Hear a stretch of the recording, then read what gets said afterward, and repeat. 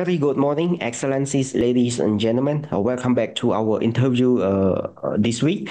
And I'm Lina Sopharith, will be the moderator for today's session. And this week, we will discuss on the topic regarding the emerging region of the Indo-Pacific, which we will focus on the Japan regions on the growth of Indo-Pacific strategy. And today, we are very honored to have Mr. TANINAI Ichitomo, the Deputy Chef of Mission of the Embassy of Japan to the Kingdom of Cambodia, as our special guest speaker for today's discussion. So greeting, Mr. TANINAI, and a warmly welcome to our interview program. Thank you very much for having me today. Good morning. So thank you, Mr. for spending time out with us this morning. And without further ado, I would like to kick off to our discussion. So as for the introduction, the term Indo-Pacific has increasingly been prominent in the international and regional lexicons, and the concept of the region has been primarily driven by the global and regional powers, as well as the strategic recalibrations of other states to this potential region. And we can see the Japan-led free and open Indo-Pacific strategy as a great indication of the strategic shift to the region, which was first oriented by the late Prime Minister of Japan, His Excellency Shinzo Abe, in 2016. And that was also when the Indo-Pacific strategy has been gradually increasing. So first of all, from your perspective, how do you define the Indo-Pacific strategy in today's world? And do you believe that the region has so much potential and has become this powerful? Thank you. That's a very good question. Recently, an increasing number of countries have developed their own versions of the Indo-Pacific strategy. These include Japan's visionary free and open Indo-Pacific, FOIP, so I will call it FOIP from now on, and the ASEAN's outlook on the Indo-Pacific, I will call it AOIP here, okay, and the US Indo-Pacific strategy. The number of different strategies highlights the growing attention on this region in diplomatic discourses. Geographically, the Indo-Pacific region covers a broad area surrounding the two referenced oceans. It stretches from the Pacific Ocean across Asia and the Indo-Pacific Indian Ocean to the Middle East and Africa. There are hundreds of nations and islands in this vast region, and more than half of the world's population live within it. Of course, the ASEAN countries are located right in the center. So it is important to note that most countries in this region are relatively young, rapidly emerging, and have huge potential for growth. We might refer to the Indo-Pacific region as the core of the world's vitality because it is a key to global prosperity.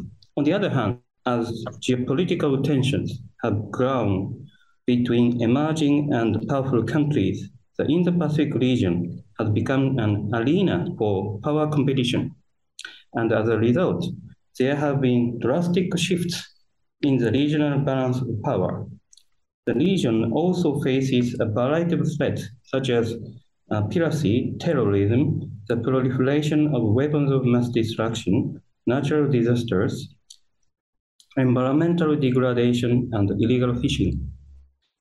So against this backdrop of economic potential and security challenges, it is vital to secure peace and prosperity in the region and beyond, as well as to bring stability and prosperity to every country in the region. So Japan's FOIP is a vision that seeks to establish a free and open order in the Indo-Pacific region based on the rule of law, while upholding ASEAN centrality and unity. Importantly, Japan welcomes any country that shares or supports this idea and is happy to work with them. So for Japan, the importance of an encompassing view of the Indian and Pacific Oceans is not a recent invention. The concept of FOIP has been developing for many years and these two oceans have always been essential to Japan. The origin of the concept for FOIP can be found as far back as 2007. So as you mentioned in the outset, during former Prime Minister Abe's official visit to India, when he delivered the speech entitled The Confluence of Two Seas, he then rolled out Japan's vision of FOIP officially in his keynote speech at TICAT 6 in Nairobi in August 2016. In that speech, late Prime Minister Abe pointed out the importance of the sea lanes that connects Asia and Africa across the two oceans as a key to bringing stability and prosperity to the international community. This is still the FOIP vision that Japan is working for today. So thank you very much for the comprehensive explanations on the Indo-Pacific strategy. So as Japan was the first state to pose the idea of the Indo-Pacific strategy on the ground, so what visions does Japan have for a free and open Indo-Pacific, and what benefits do you see there being for the region state and beyond? Okay, that's also a very good question. For Japan, there are three major pillars that hold up the vision of FOIP, as I understand. The first pillar is the promotion of the fundamental principles of the international community, which include the rule of law, freedom of navigation, and free trade. Second is the pursuit of economic prosperity through the enhancement of connectivity, so including the development of quality transport infrastructure. The third pillar is a commitment to peace and stability. This would be achieved through capacity building initiatives that focus on maritime law enforcement, disaster risk reduction, anti-piracy, nuclear non-proliferation, and so on. That is a schematic overview of Japan's vision for FOIP. Now, I'd like to highlight more practical aspects of FOIP. FOIP is underpinned by a balance between fundamental principles and concrete actions. Principles and actions are inseparable.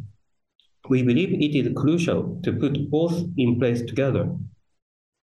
That's why Japan is engaged in wide-ranging ODA, Official Development Assistance projects, as well as the promotion of free trade and private investment in the region, while at the same time we are promoting the fundamental principles that uphold the rule of law, respect for human rights, free trade, and so on.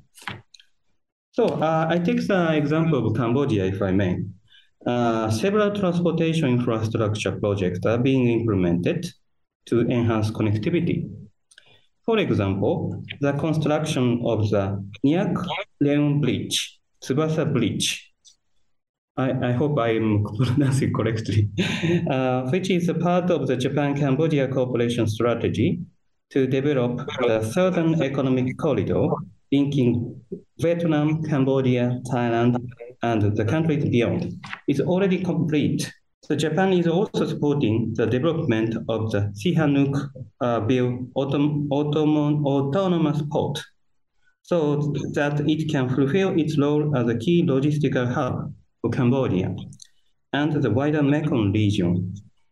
Furthermore, in terms of infrastructure development in the Mekong region, Japan is working with other partners, including the United States and Australia, to upgrade region-wide connectivity. So developing an attractive business and investment environment is one of the keys to economic prosperity and stability. So in response to this need, we launched the Cambodian-Japan public-private sector meetings. And so far, we have held more than 20 sessions to discuss and agree ways to make the business environment in Cambodia more favorable to foreign investors.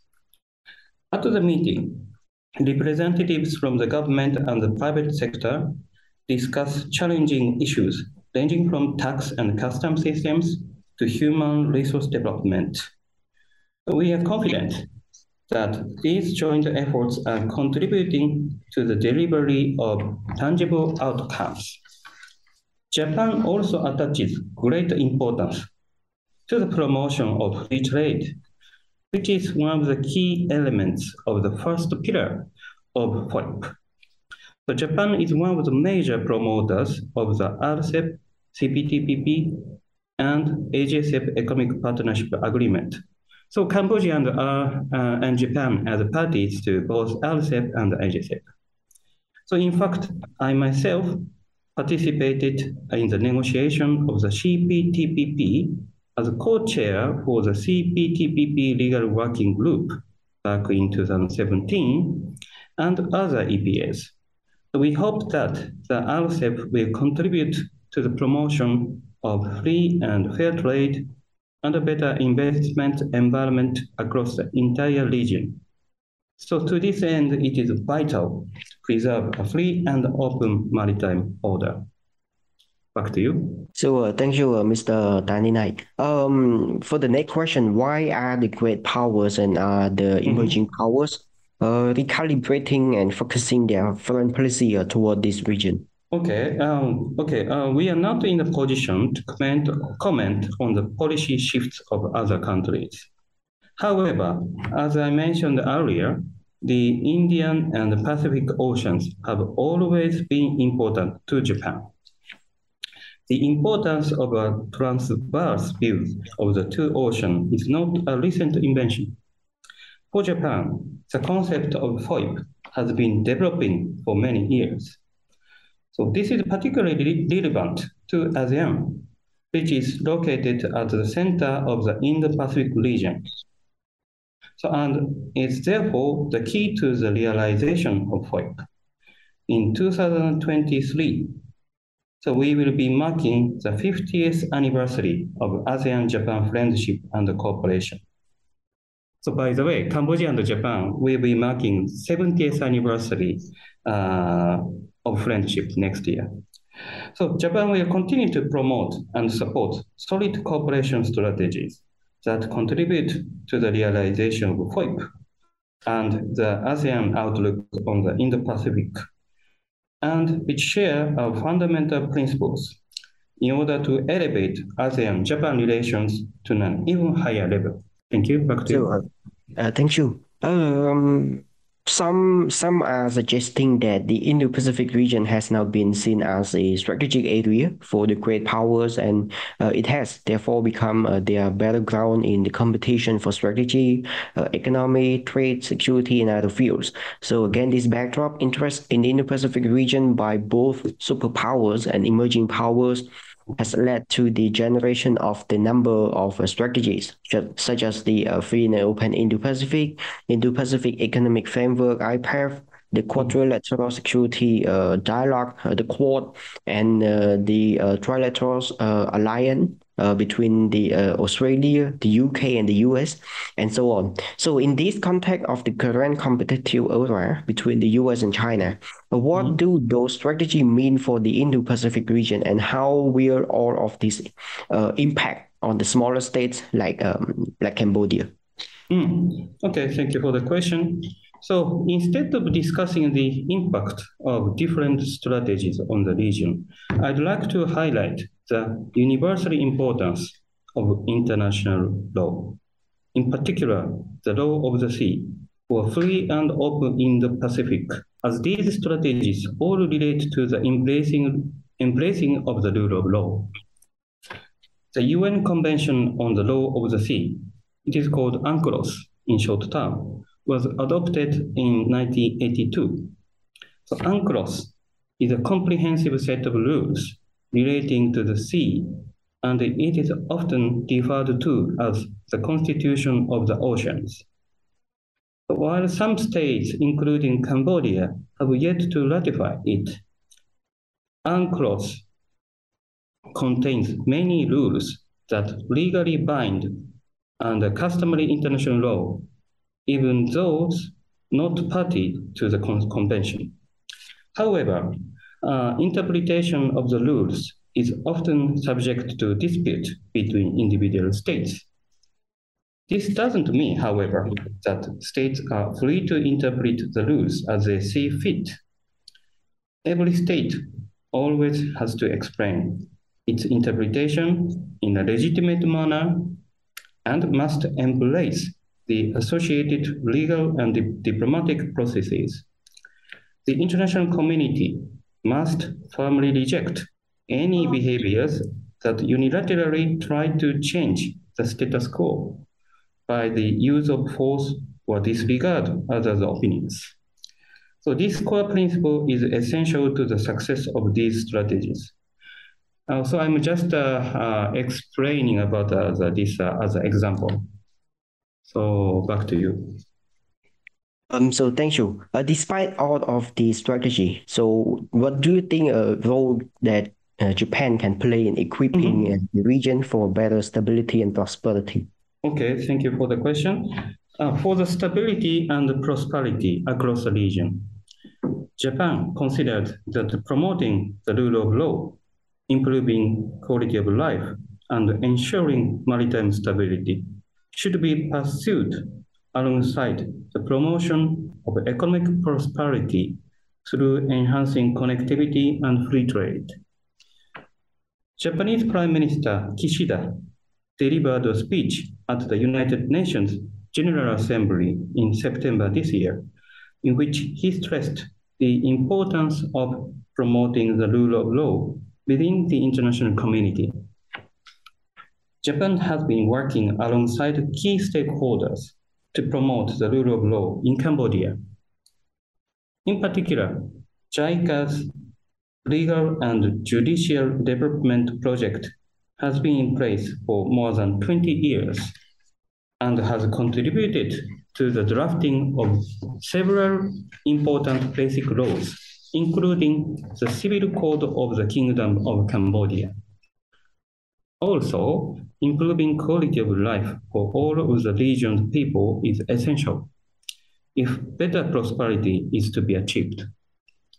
People in the ASEAN countries have achieved rapid economic development during the last decades, but they have faced accompanying challenges such as environmental degradation, urban congestion, public health issues, an aging society, energy issues, and natural disasters. Based on its own experience, Japan has much to contribute in terms of assisting in addressing these issues. In fact, there are many projects already being supported by Japan that are aimed at improving quality of life for the Cambodian people. These include projects related to waste management, water supply and sewerage systems, hospitals, flood protection, and drainage and public bus operations. Lastly, maritime security and safety is indispensable for the success of a free and open Indo-Pacific. To this end, Japan is cooperating with ASEAN's coastal countries to build capacity within maritime law enforcement agencies through the provision of equipment and human resource development. In Cambodia, 2 patrol boats donated by the Japanese government in 2018 are being used to prevent smuggling at sea and along the coast. Japan would like to continue cooperation in this field while respecting the ownership of each country. Thank you. So thank you, Mr. TANINAI. Last but not least, how can the region's state seize this opportunity to capture the global interest and achieve prosperity for their countries going forward? Okay, thank you.